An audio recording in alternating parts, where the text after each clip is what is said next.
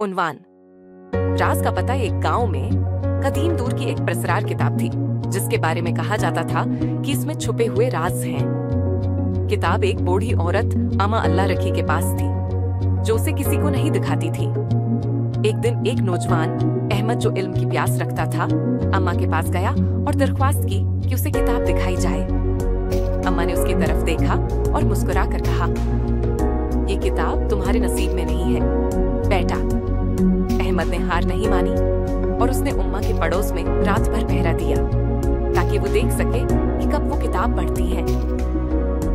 अहमद ने उस सुराख से झांक कर देखा तो एक हैरत अंगेज मंजर उसकी आंखों के सामने था। अम्मा किताब के सामने बैठी कुछ पढ़ रही थी और कमरे में एक सुनहरी रोशनी फैल रही थी। अचानक अम्मा ने अपनी आंखें उठाई और बराह रास्त अहमद की तरफ देखा। अहमद चौंक गया और पीछे हट गया। अगले दिन उम्मा अल्लाह रखी ने अहमद को बुलाया और कहा, तुमने किताब देख ली, लेकिन उसका राज अभी बाकी है। अहमद ने पूछा, किया मैं जान सकता हूँ कि इस किताब में क्या है? अम्मा ने जवाब दिया, किताब सिर्फ उसे अपने राज देती है जो सच्चे दिल से इल्म की तलाश में हो। अम्मा ने किताब अहमद के हाथों में दी और कहा, ये तुम्हारी आजमाइश है। अगर तुम सच्चे हो तो किताब खुद तुम्हें अपने राज बताएगी।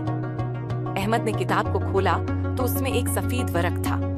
उसने किताब बंद कर दी और दिल से दुआ की, या अल्लाह मुझे सच्चाई दिखा।